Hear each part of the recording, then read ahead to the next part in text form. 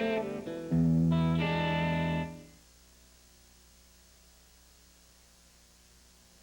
inspired artist must add layer upon layer to create a... To date, your tips have led to the capture of 321 fugitives. Tonight on America's Most Wanted. She said he walked up and asked her if she was a cheerleader, and she told him no. That's when he grabbed her and carried her to the car. A convicted child molester. The FBI says he has a dangerous M.O. He kidnaps his victims while posing as a cheerleading coach. Please help us, Captain.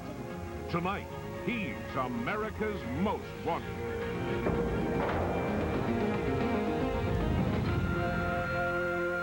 Good evening from Washington. I'm John Walsh.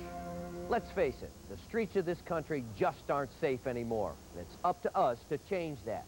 We can start with John Rhode, a dangerous escaped convict who authorities say ordered a hit on a deputy U.S. Marshal. Mr. Rhode was a manipulator. He was a fast talker. He was a con man. John, he's like a lion that stalks the weak. John Rhode is a cunning criminal, convicted of masterminding a huge cocaine trafficking ring in the Midwest. Deputies thought they'd put a stop to him. They soon learned that once behind bars, Rhode's work had only begun. He has shown and proven that he will do extreme things in order to avoid actually serving a sentence. Deputies say that John Rhode escaped the Ozaukee County Jail outside Milwaukee in an elaborate plan hatched with another inmate, convicted child molester Amadeo Landa. Landa was in jail for molesting his 6-year-old daughter and his niece. I believe there's a good chance that he is molesting children right now, or will do so in the near future. Here's how the escape worked. Rhode befriended Landa in the maximum security tier of the county jail. The two men allegedly smuggled in a hacksaw blade and spent weeks preparing their getaway. As part of the ruse, Rhode complained he had a headache and needed to turn in early on the night of August 31st. Instead, he slipped into Landa's cell. Approximately an hour and a half after that, the staff member realized that he had not seen inmate Rhode or inmate Landa in some time. He then came into the tier here and began a cell-by-cell search. When deputies entered Landa's cell, they discovered that the window had been pried open, and the two inmates were long gone. After they escaped, they lifted the window back up, replaced it into the opening so that to the casual observer it would appear that the window was still intact. Rhode and Landa scampered across the jail yard and into a waiting car, leaving their prison uniforms behind. Investigators have since learned that Rhode was spending hours on the jail phone, always planning his next move. I want to meet your sister-in-law, man. Hey, Nicky? Hey, I got to meet your sister-in-law. Hey, if you're all right guy, then I'll send her over. I'm good looking, man. What are you talking about? Deputies also have learned that Rhode was plotting to murder a U.S. deputy marshal and 3 witnesses who fingered him. Now that he's out, they fear John Rhode may get his way. He is serious, though, when he talks about revenge and getting back at people. Scott Albrecht knows he's on Rhode's hit list. It makes him nervous knowing Rhode could be anywhere. You never know what John's going to do. He's dangerous on one hand, and he's, in my belief, partially nuts. Deputies are also taking Rhode's threats very seriously. John Rhode has already proven that he will go to whatever length it takes to stay out of prison. He'll lie, cheat, steal, and if he has to, he'll kill to stay out of prison. Take a close look at these 2 fugitives. Deputies say John Rhode and his accomplice, Amadeo Landa, are on the run. 34-year-old Rhode is of Iraqi descent, speaks fluent Italian and Spanish.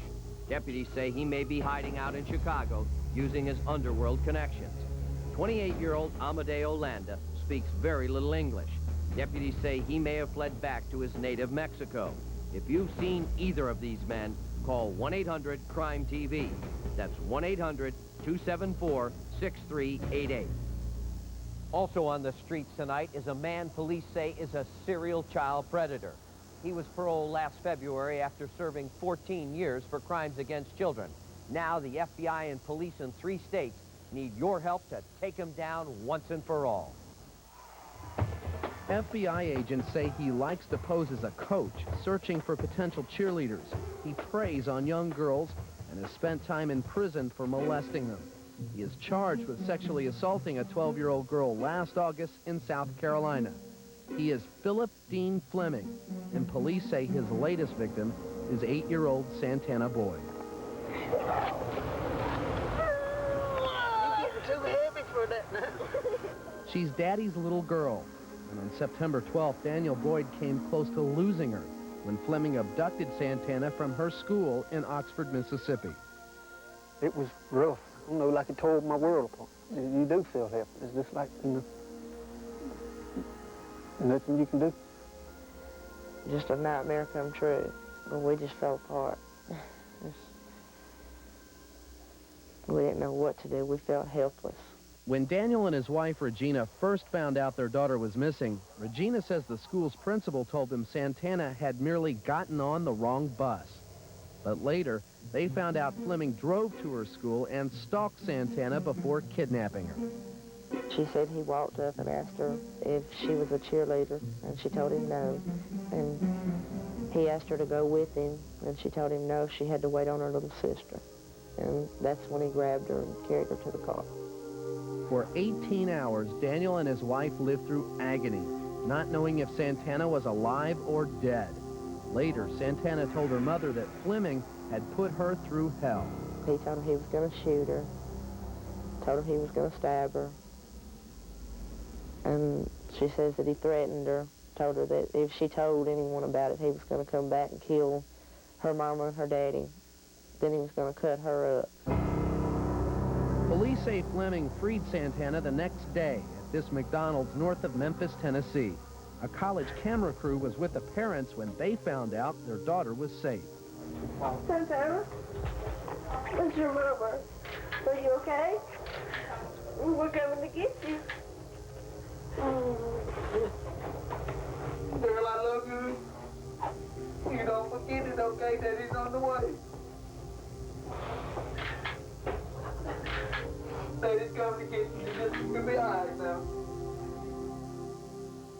Daniel and Regina Boyd know they're lucky to get their little girl back alive. But what they didn't know, and what police suspect, is that Philip Dean Fleming has struck several times in the past, and may have already struck again.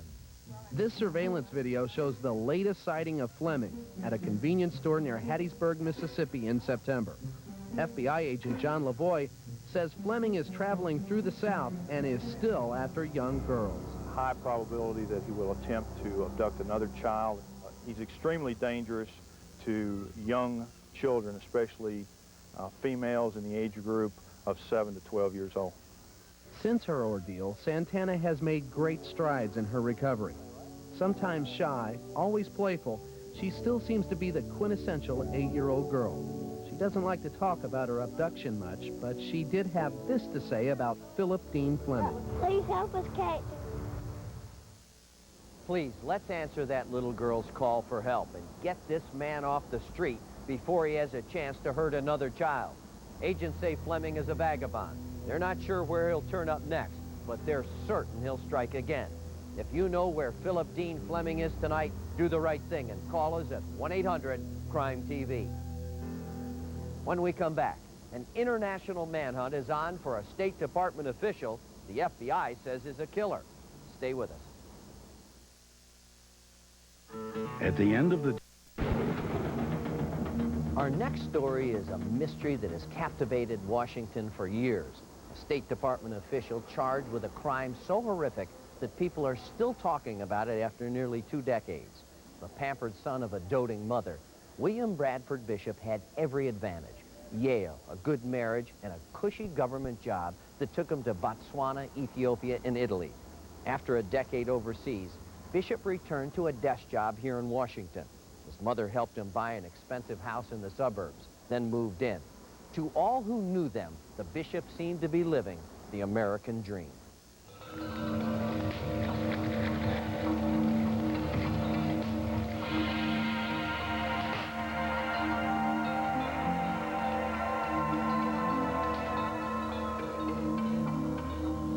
In In the winter of 1976, Brad Bishop had a secret, something deep inside him, hidden even from his picture-perfect family.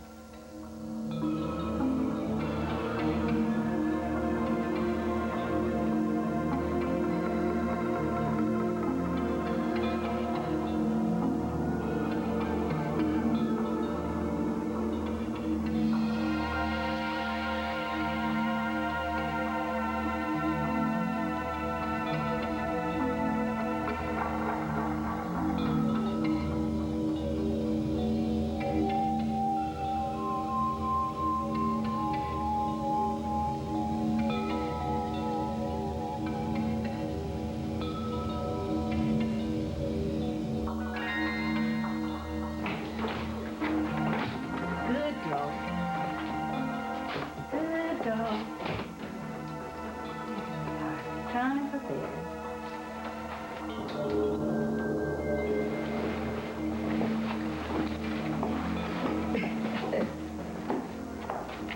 Brad looks beat.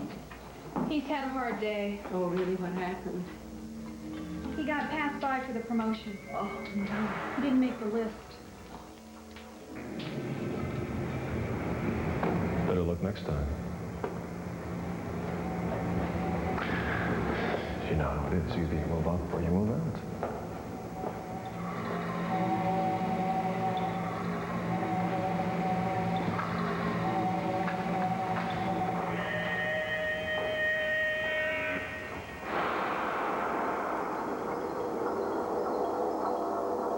Hi, Brad. Brad? What's the matter? You look like you lost your best friend. I didn't make the list. Well, if it's any consolation, I didn't make it either. But I deserved it more than you. Well, some people might argue with that. I'm sorry.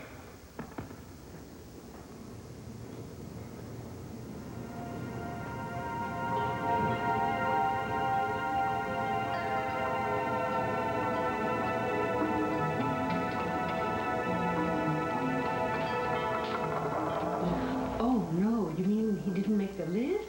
No, and he's really disappointed. He just seems so short-tempered lately. Those people aren't even worthy of Brad. I told him years ago he was just wasting his time. I'm really worried about money, Mom. I'm thinking of going back to work. It's his state of mind I'm more concerned about, not the money. You saw the way he yelled at the boys yesterday? Boys, didn't I tell you to clean your rooms up? Put those toys away and get in the house. I don't want to see your faces again until those rooms are spotless.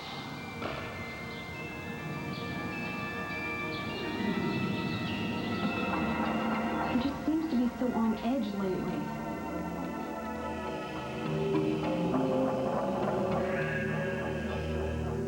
They were just a nice family, your typical sort of next-door neighbors. They had everything going for them, it seemed to us.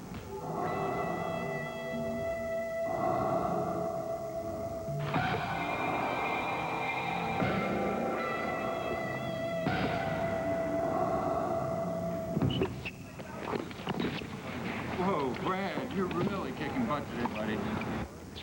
Just letting off a little extra steam. We played tennis with them on Sunday morning, and they won and seemed quite happy about that and anxious to play again the following Sunday. There was absolutely no indication, at least we did not see anything that would indicate that anything was wrong.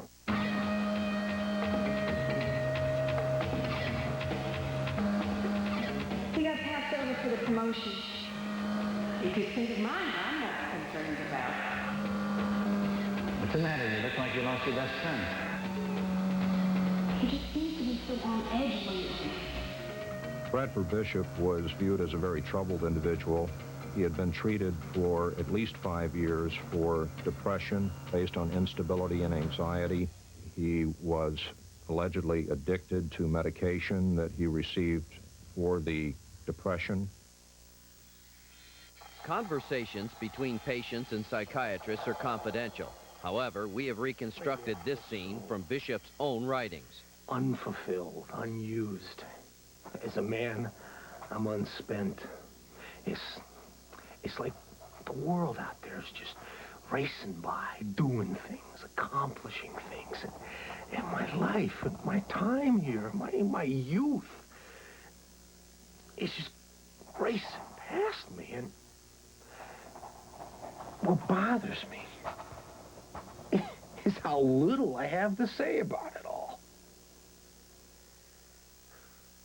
But lately, there's been this self-awakening, this voice in me that's been struggling for recognition all its life is finally coming to the surface, telling me to wake up, do something with your life.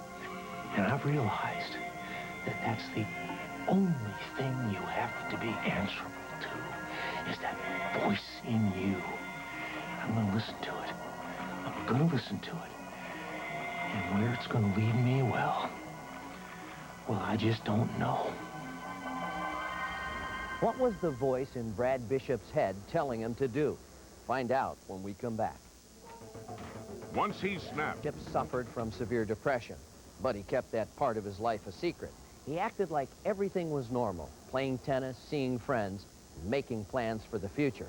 But police say Brad Bishop had a secret plan for the future, a plan that didn't include his family.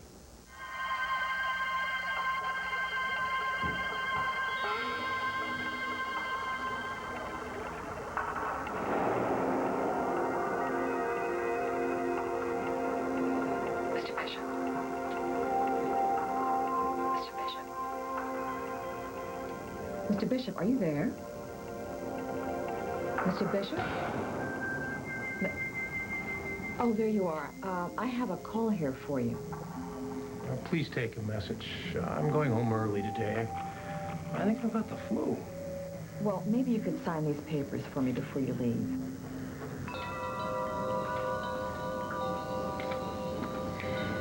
May I have Mr. Bishop call you back tomorrow? Thank you. On March 1st of 1976, he left work early. He was later identified that same day at a Sears Roebuck store in Montgomery County, Maryland, where he purchased a mini mall hammer and a gas can. Would you like a bag for that, sir? No, thanks.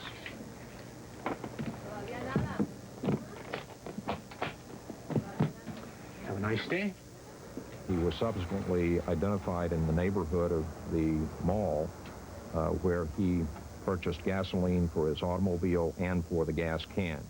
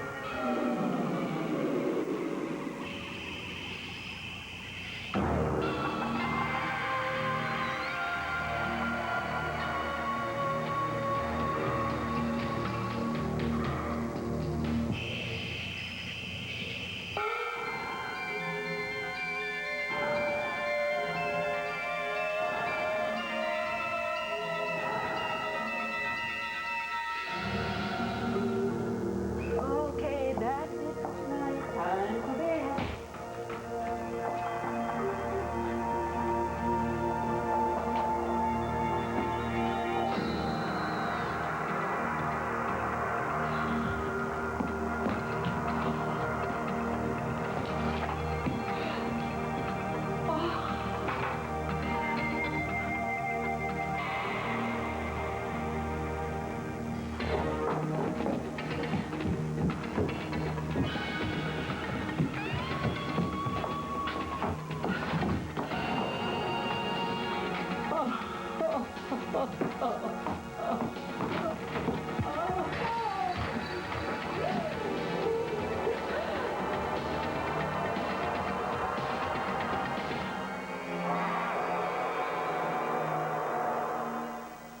All 5 members of the Bishop family, Bishop's mother, his wife, his 3 sons, died as a result of repeated blows to the head from a small sledgehammer.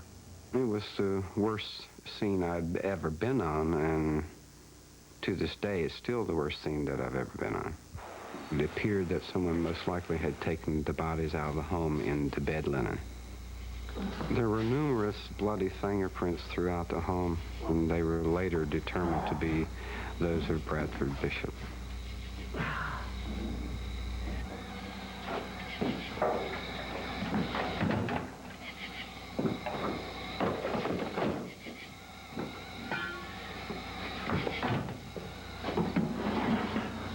Police say Bishop drove the bodies over 300 miles into the remote timberlands of North Carolina.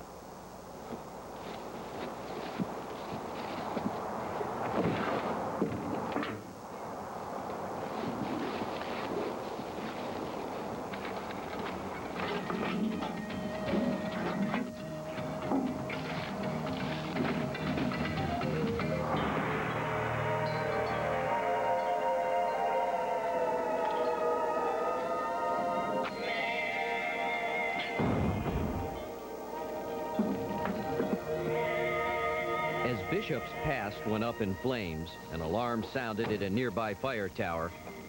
Police say Brad Bishop disappeared.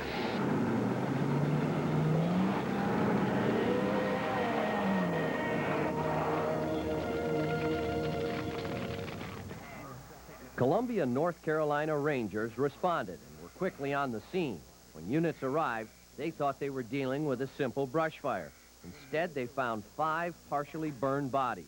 There was no way to identify them, but police uncovered a key lead. North Carolina authorities found a shovel which had a label on it. That label had the P missing out of Polk Hardware. They were able to run that down and travel up here to Polk Hardware in Montgomery County. The North Carolina authorities came here, and I did identify the shovel. It did come from Polk Hardware with our own identification number on it. In Bethesda, friends had reported a strange lack of activity at the Bishop home. Detective Joe Sargent went out to investigate.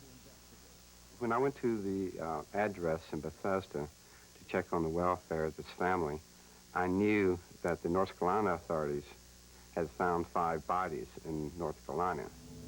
Sargent suspected the worst even before he reached the door. When I arrived at the front door, I noticed what I thought was blood drops on the front steps.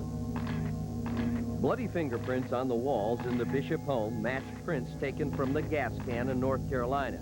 They belonged to William Bradford Bishop. On March 18th, in the Great Smoky Mountains near Gatlinburg, Tennessee, hikers reported an abandoned car in a campground parking lot.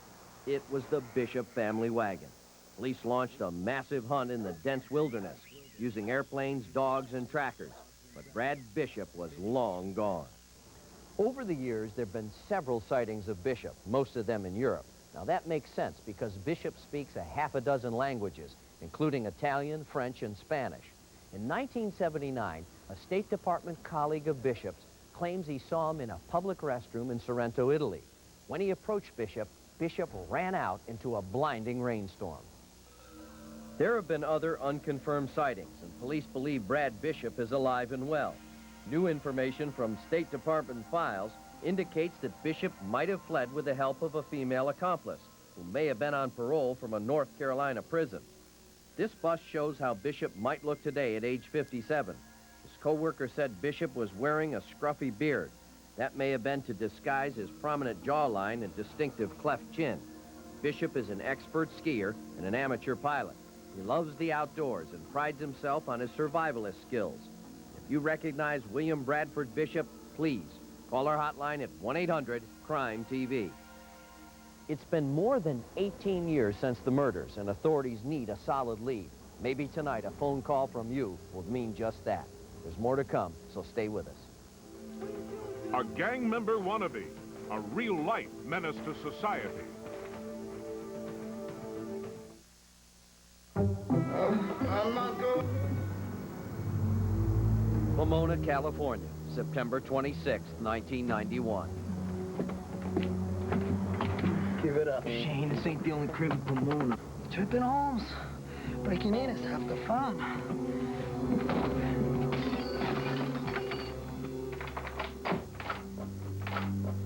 Fax is in the den, jewelry's in the master bedroom. Help yourself.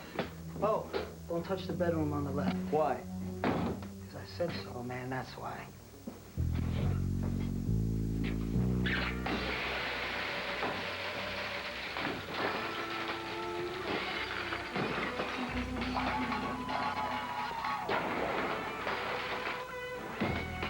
What the local, you insane in the brain or what, Holmes? Drag it out.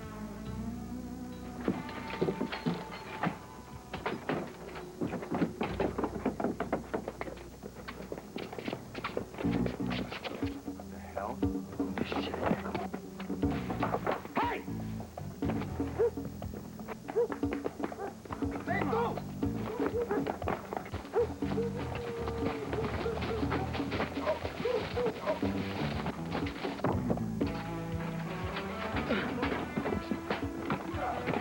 Hurry up!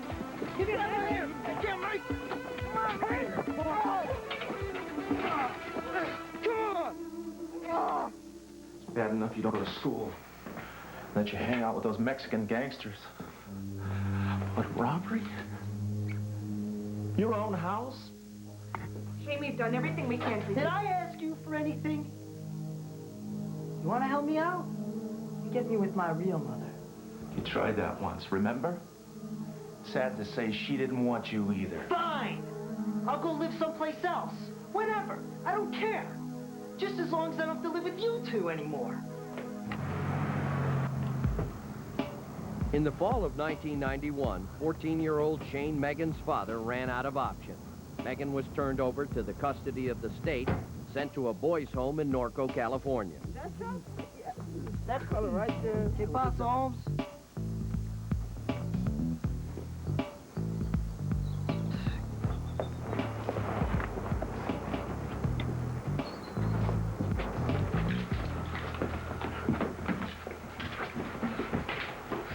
Hey, Holmes, so, you bang with the Sharks, right? Why are you trying to play homeboy, dude? You think I'm playing, huh? Get off!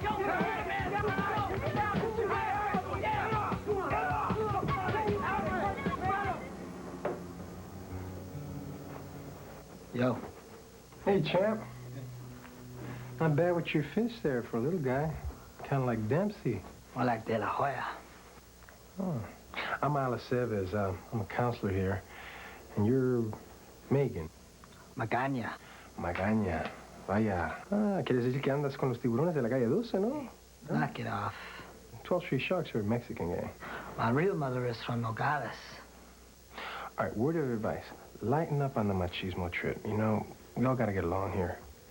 And if you need somebody to talk to, I'll be there for you. Okay?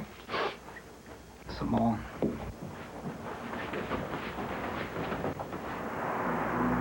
Megan and the other boys were supposed to spend their days in school and their nights back home. Police say Megan preferred hanging out with 18-year-old 10th grader Justin Flint. Flint had two passions, taking speed and pickup trucks. What you want to do, dude? I don't know, hang out, cruise, whatever, man. Just drive, just drive.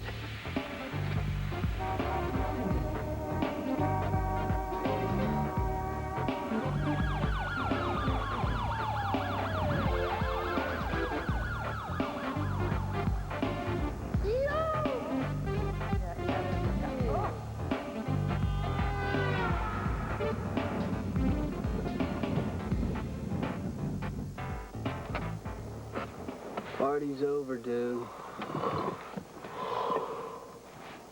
Where are we? Dana's house. Gotta score some more drugs, dude. Come on, let's go wake her up. On the morning of February 25th, 1993, I was on duty. It was a graveyard shift in the city of Norco. I observed a truck, it was a white truck, occupied by two subjects. I got out of the car, and I walked up to the driver's side of the truck. Evening, gentlemen. May I see your license and registration?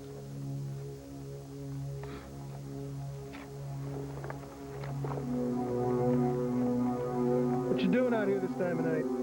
I lost my lighter. Okay, guys, let's step out of the truck, walk back to the patrol car, put your hands on the hood, one at a time. You first.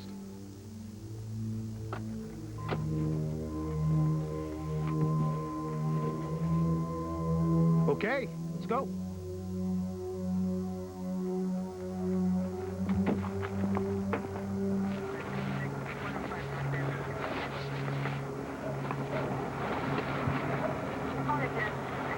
Oh, here's your lighter. Now you want to come clean? What are you doing, dude? He got the first shot or two off.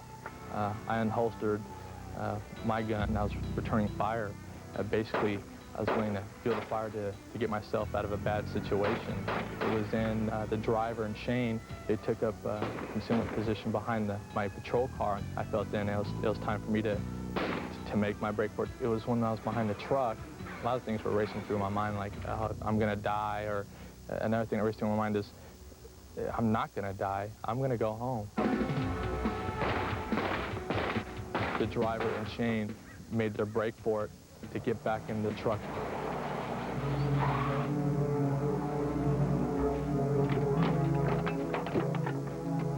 Shots fired, officer in pursuit.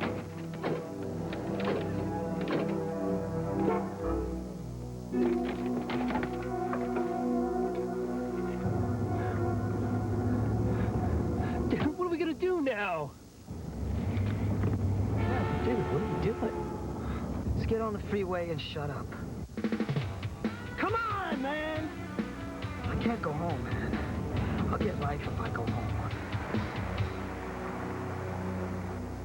Riverside County detectives say Megan and Flint took the freeway north, stopping off in Victorville, where Megan is charged with robbing a convenience store. Saying he was terrified of Megan, Flint turned himself in. He served 6 months. 17-year-old Shane Megan faces at least 10 years with the California Youth Authority. Megan has a scar on his upper lip and a slight lisp, both the result of a hair lift. He usually shaves his head, but may have let his hair grow as a disguise. Megan is half Mexican and is proud of his heritage. He calls himself Magana, plays the role of a Mexican gangster. Friends say Megan is often wired on speed. If you know where Shane Matthew Megan is hiding tonight, call 1-800-CRIME-TV. Detectives are standing by in our studio. They want to hear from you.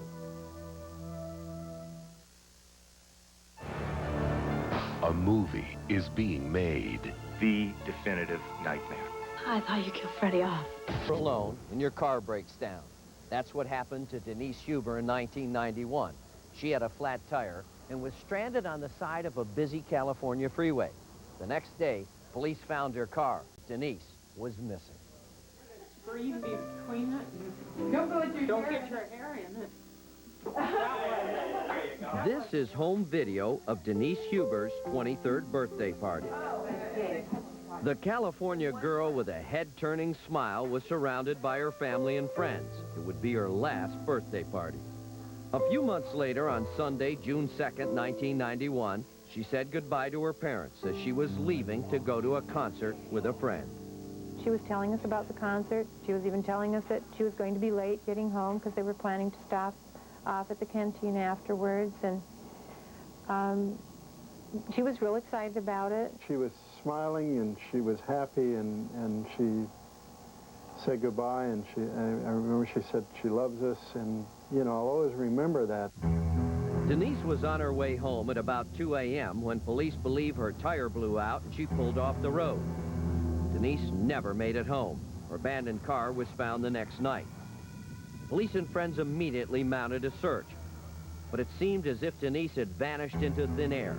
For 3 years, her family kept hoping that they would find her alive, but they knew the chances were slim. We always thought, well, maybe she had amnesia, maybe she had an injury, maybe somebody had drugged her or something like that. The best I'd hoped for was that maybe someday her bones would be found out in the desert or something. In July, 380 miles away in Dewey, Arizona, Elaine Canalia and Jack Court found something while buying paint from a contractor who said he was going out of business. We followed him out to his house to pick up the quartz. And as we walked in, I was really, I guess, surprised that there was such a mess back there. The contractor's driveway was littered with thousands of gallons of paint and a Ryder truck that hadn't been moved in months. Knowing how expensive it is to rent trucks and just to leave them sit, there was a question in our mind, both of us at the same time, I think. We had very, very strong suspicions about that truck, about it being stolen. They were right.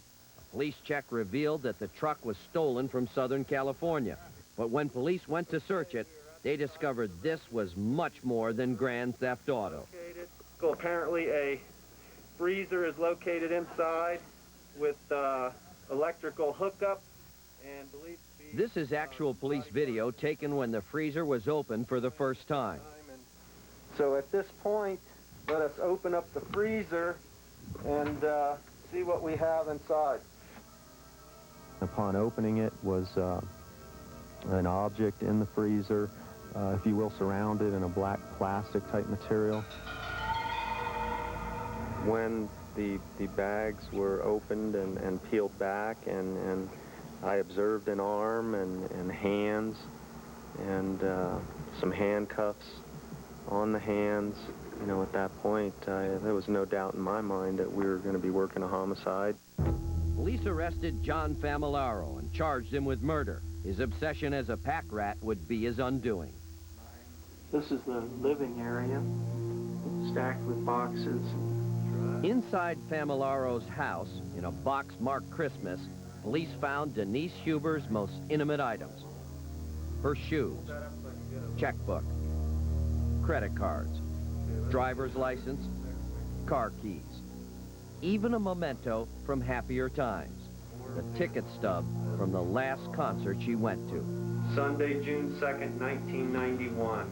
He was calm, he was polite, didn't seem to be surprised about anything, just very calm.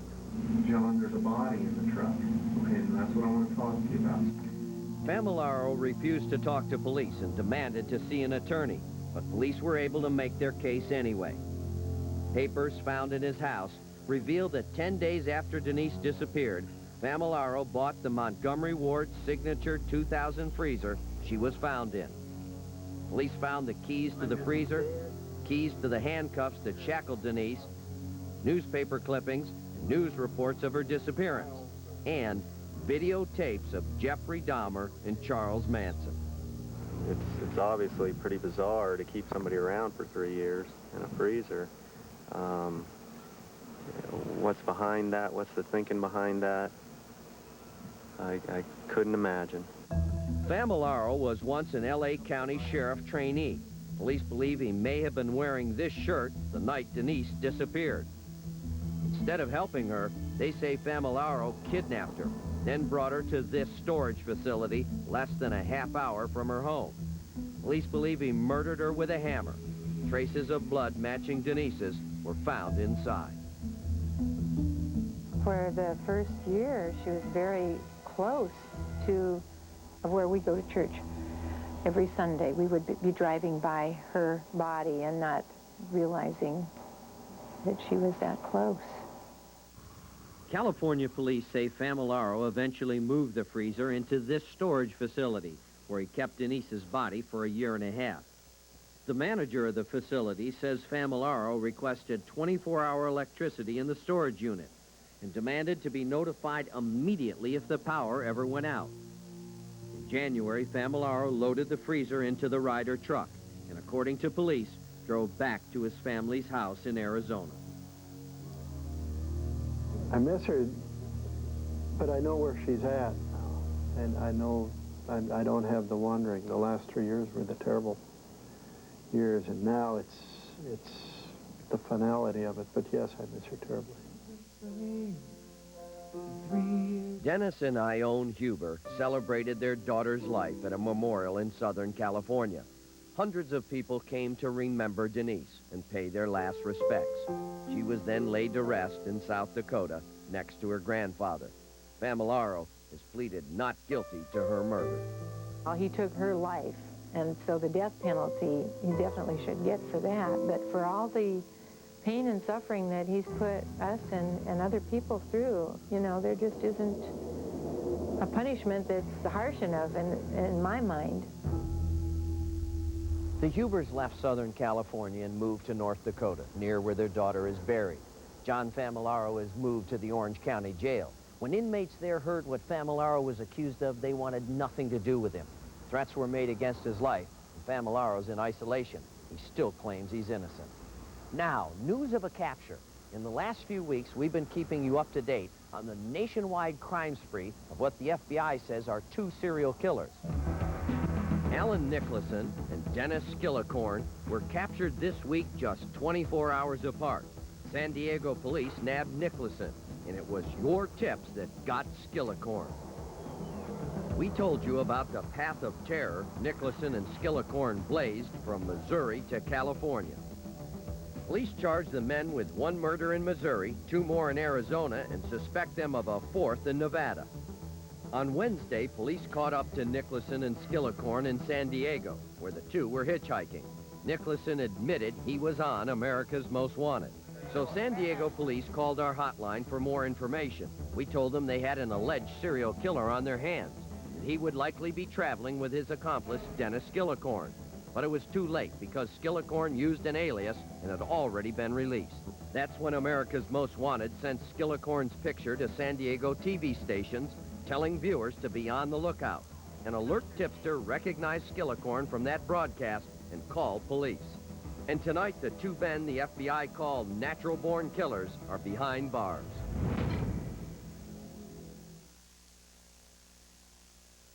You might be confused by all the different... Artist at the state prison in Granite, Oklahoma.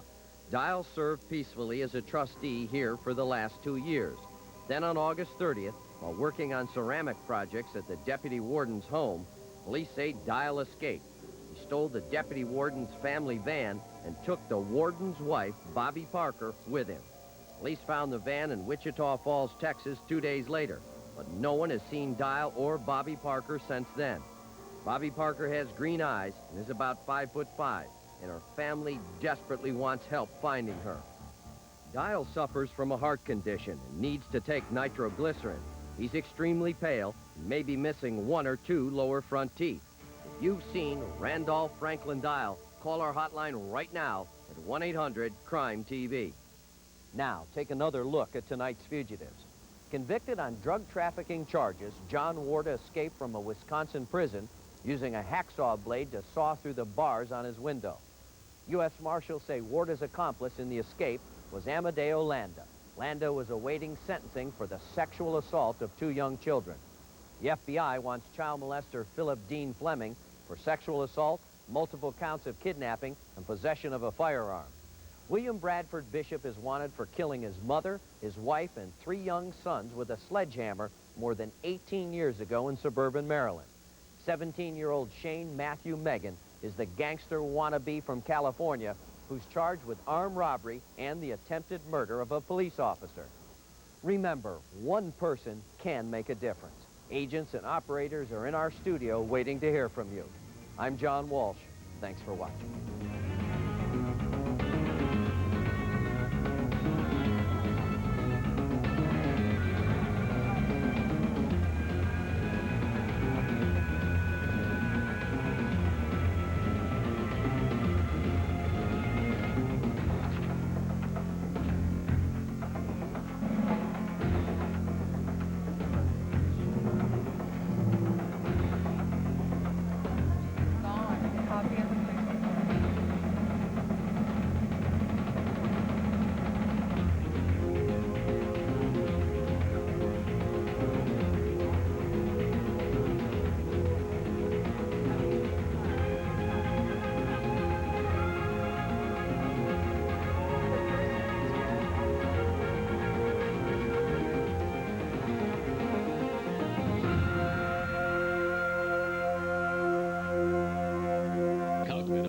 I can